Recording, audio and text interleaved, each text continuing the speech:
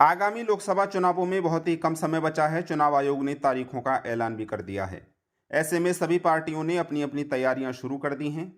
जहां भारतीय जनता पार्टी धार्मिक मुद्दों को लेकर कांग्रेस को घेरने में लगी है, तो वहीं राहुल गांधी महंगाई और बेरोजगारी जैसे मुद्दे को लेकर भाजपा को लगातार घेर रहे हैं।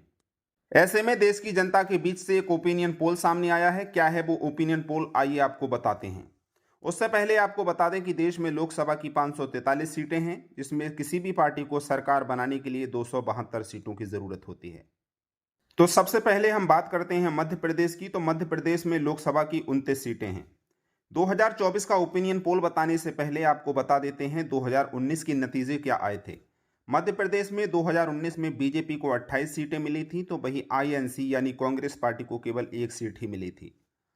अब मध्य प्रदेश में एनडीए के खाते में 27 और इंडिया गठबंधन के खाते में 2 सीटें जाती हुई दिखाई दे रही हैं। वहीं अगर अन्य की बात की जाए तो अन्य के खाते में कोई भी सीट जाती हुई दिखाई नहीं दे रही है। उसके बाद हम बात करते हैं राजस्थान की। तो राजस्थान में लोकसभा की 25 सीटें हैं। अगर 2019 के नतीजों की बात की जाए तो बीजेपी के खाते में 24 और कांग्रेस के खाते में एक सीट गई थी। ओपिनियन पोल सामने आया है, उसमें एनडीए के खाते में 20 और इंडिया गठबंधन के खाते में 5 सीटें जाती हुई दिखाई दे रही हैं। वहीं अगर राजस्थान में अन्य की बात की जाए तो अन्य के खाते में यहां से कोई भी सीट जाती हुई दिखाई नहीं दे रही है। उसके बाद हम बात करते हैं देश के सबसे बड़े सूबे उत्तर प्रदेश की। तो उत्तर प्रदेश में लोकसभा की 80 सीटें हैं, जिसमें से 2019 में बीजेपी के खाते में 62 और कांग्रेस के खाते में केवल एक सीट ही गई थी। अब अगर जो ओपिनियन पोल आया है उसको देखते हुए हम बताएं तो एनडीए के खाते में 55 और इंडिया गठबंधन के खाते में 23 सीटें जाती हुई दिखाई दे रही हैं। वहीं अगर अन्य की बात की जाए तो अन्य के खाते में महज 2 सीटें ही जाती हुई दिखाई दे रही हैं। उसके बाद हम बात करते हैं उत्तराखंड की। तो उत्तराखंड में लोकसभा की 5 सीटें हैं। 2019 के नतीजों की बात की जाए तो 2019 में बीजेपी के खाते में 5 सीटें गई थी, वहीं कांग्रेस के खाते में कोई भी सीट नहीं गई थी। वहीं अगर ओपिनियन पोल की बात की जाए 2024 के चुनावों का जो ओपिनियन पोल सामने आया है उसमें एनडीए के खाते में 3 और इंडिया गठबंधन के खाते में महज 2 सीटें ही जाती हुई दिखाई दे रही हैं। वहीं अगर अन्य की बात की जाए तो अन्य के खाते में यहां से कोई भी सीट जाती हुई दिखाई नहीं दे रही है। उसके बाद हम बात करते हैं मणिपुर की। तो मणिपुर में लोकसभा की 2 सीटें हैं। अगर 2019 की बात की जाए तो बीजेपी के खाते में यहां से कोई भी सीट नहीं गई थी। वहीं कांग्रेस की बात करें तो कांग्रेस के खाते में दोनों की दोनों सीट गई थी। वहीं अगर एनडीए की अब बात की जाए ओपिनियन पोल की, तो ओपिनियन पोल जो सामने आए हैं उसमें एनडीए के खाते में कोई भी सीट जाती हुई दिखाई नहीं दे रही है। वहीं इंडिया गठबंधन के खाते में दोनों सीटें जाती हुई दिखाई दे रही हैं। वहीं अगर अन्य की बात की जाए तो मणिपुर से अन्य के खाते में कोई भी सीट जाती हुई दिखाई नहीं दे रही है। उसके बाद हम बात करते हैं जम्मू कश्मीर एवं लद्दाख की। तो जम्मू कश्मीर एवं लद्दाख में लोकसभा की 6 सीटें हैं। 2019 के अगर नतीजों की बात करें तो बीजेपी के खाते में 3 और कांग्रेस के खाते में भी 3 सीटें गई थी। वहीं अगर ओपिनियन पोल की बात की जाए तो 2024 का जो ओपिनियन पोल सामने आया है उसमें एनडीए के खाते में 2 और इंडिया गठबंधन के खाते में 4 सीटें जाती हुई दिखाई दे रही हैं।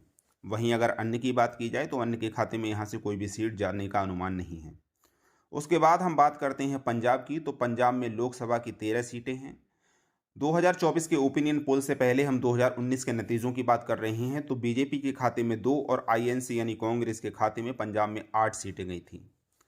अगर ओपिनियन पोल की बात की जाए, जिस तरीके से अभी 2024 का ओपिनियन पोल सामने आया है उसमें एनडीए के खाते में 6 और इंडिया गठबंधन के खाते में 5 सीटें जाती हुई दिखाई दे रही हैं।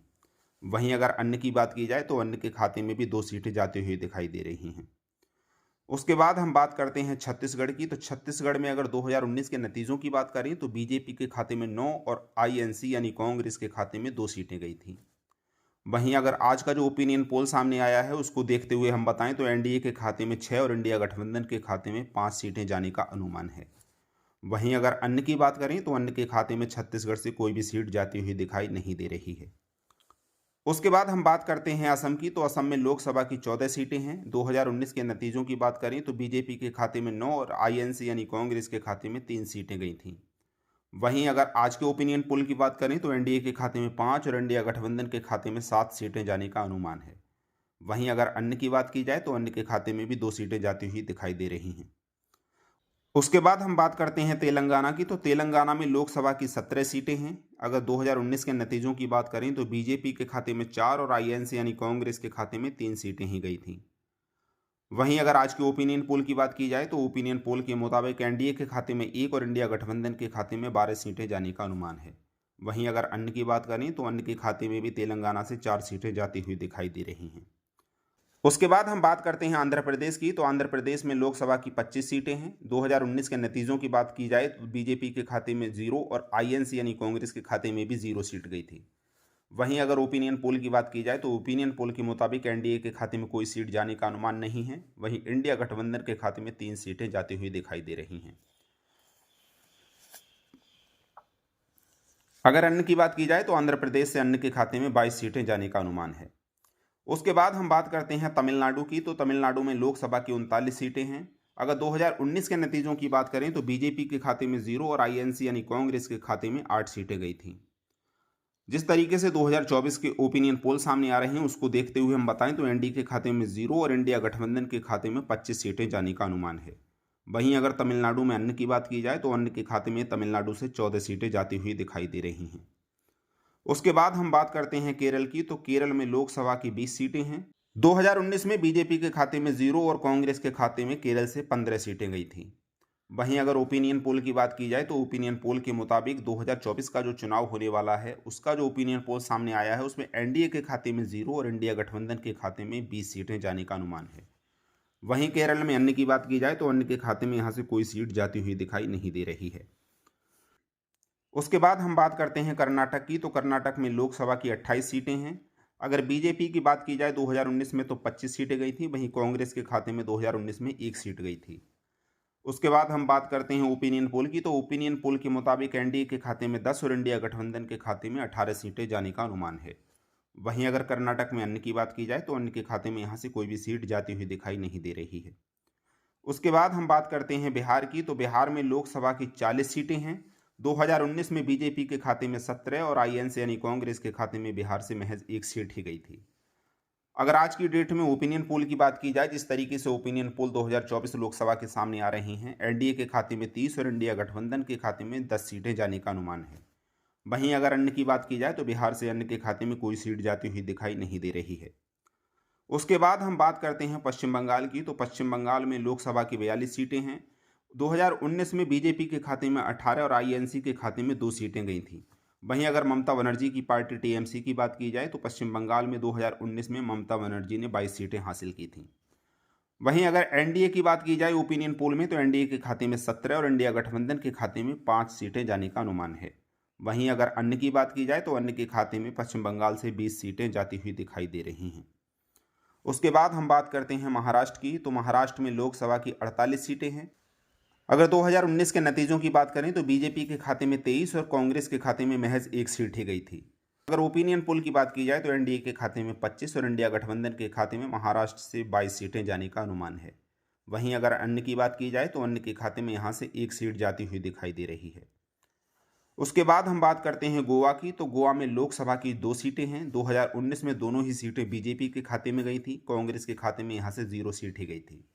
उसके बाद हम बात करते हैं ओपिनियन पोल की। तो ओपिनियन पोल के मुताबिक एनडीए के खाते में 1 और इंडिया गठबंधन के खाते में भी 1 सीट जाती हुई दिखाई दे रही है।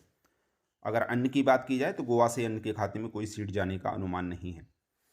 उसके बाद हम बात करते हैं देश की राजधानी दिल्ली की। तो दिल्ली में लोकसभा की 7 सीटें हैं। जो 2019 में 7 की 7 सीट बीजेपी के खाते में गई थी। यहाँ से आम आदमी पार्टी और कांग्रेस के खाते में कोई भी सीट नहीं गई थी। उसके बाद अगर हम बात करें ओपिनियन पोल की तो ओपिनियन पोल के मुताबिक दिल्ली से एनडीए के खाते में 3 और इंडिया गठबंधन के खाते में 4 सीटें जाने का अनुमान है। वहीं अगर दिल्ली में अन्य की बात करें तो अन्य के खाते में यहाँ से कोई भी सीट जाती हुई दिखाई नहीं दे रही है। उसके बाद हम बात करते हैं हरियाणा की। तो हरियाणा में लोकसभा की 10 सीटें हैं। जिस तरीके से 2019 के नतीजे सामने आए थे तो बीजेपी के खाते में सारी की सारी सीटें गई थीं। वहीं कांग्रेस के खाते में यहाँ से कोई भी सीट नहीं गई थी। 2024 के ओपिनियन पोल जो सामने आ रहे हैं उनको देखते हुए ये लगता है कि एनडीए के खाते में 4 और इंडिया गठबंधन के खाते में इस बार 6 सीटें जाने का अनुमान है। वहीं अगर अन्य की बात की जाए तो हरियाणा से अन्य के खाते में कोई भी सीट जाने का अनुमान नहीं है। उसके बाद हम बात करते हैं गुजरात की। तो गुजरात में लोकसभा की 26 सीटें हैं। अगर 2019 के नतीजों की बात करें तो बीजेपी के खाते में 26 की 26 सीटें गई थी। वहीं कांग्रेस के खाते में यहाँ से कोई भी सीट नहीं गई थी। उसके बाद हम बात करते हैं 2024 के ओपिनियन पोल जो सामने आ रहे हैं। एनडीए के खाते में 23 और इंडिया गठबंधन के खाते में महज 3 सीटें ही जाने का अनुमान है। वहीं अगर अन्य की बात की जाए तो गुजरात से अन्य के खाते में कोई भी सीट जाती हुई दिखाई नहीं दे रही है। उसके बाद हम बात करते हैं हिमाचल प्रदेश की। तो हिमाचल प्रदेश में लोकसभा की 4 सीटें हैं। अगर 2019 के नतीजों की बात करें तो बीजेपी के खाते में चारों की चारों सीट गई थी, वहीं कांग्रेस के खाते में यहाँ से कोई भी सीट नहीं गई थी। उसके बाद हम बात करें एनडीए की, तो एनडीए के खाते में ओपिनियन पोल के मुताबिक इस बार भी चारों सीट जाने का अनुमान है। वहीं इंडिया गठबंधन के खाते में यहाँ से कोई भी सीट जाती हुई दिखाई नहीं दे रही है। वहीं अगर अन्य की बात की जाए तो अन्य के खाते में भी यहाँ से 0 सीट ही जाने का अनुमान है। तो ये ओपिनियन पोल देखने के बाद और जनता का जो सर्वे सामने आया, इसे देखते हुए आपको क्या लगता है कि इस बार किसकी सरकार बनेगी? प्रधानमंत्री नरेंद्र मोदी तीसरी बार अपनी सरकार बना पाएंगे या कांग्रेस के नेतृत्व में बना इंडिया गठबंधन दिल्ली के सिंहासन पर बैठकर राज करेगा? तो हमारे कमेंट बॉक्स में आप जरूर बताइए और साथ ही ये भी बताइए कि आप हमारी वीडियो किस राज्य और किस जिले से देख रहे हैं। और अधिक चुनावी अपडेट और ओपिनियन पोल जानने के लिए जुड़े रहिए लोकसभा न्यूज़ 24 के साथ।